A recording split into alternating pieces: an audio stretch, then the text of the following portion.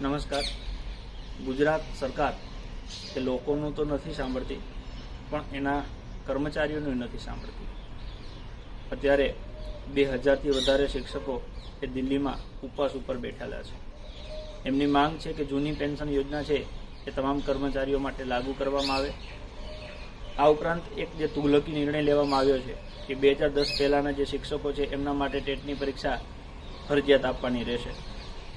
તો જો એ 2010 પહેલાં એટલે કે અત્યાર સુધી 15 વર્ષ જે લોકોએ સર્વિસ કરી છે, શું એ યોગ્ય લાયકાતના આધારે તમે ભરતી નહોતી કરેલી?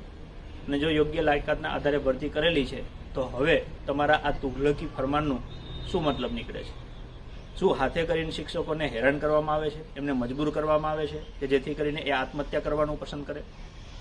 હું આમ આદમી પાર્ટી વતી ગુજરાતના તમામ શિક્ષકોને આશ્વસ્ત કરું છું અને તમામ કર્મચારીઓને પણ ભરોસો આપું છું કે આમ આદમી પાર્ટીની સરકાર બનતા તમારી આ માંગોનો અમે સ્વીકાર કરીશું અને જે વર્ષોથી શિક્ષણનું કાર્ય ચાલે છે એને વધારે સારી રીતે કઈ રીતના આપણે કરી શકીએ એ સાથે મળીને નિર્ણય લેશું.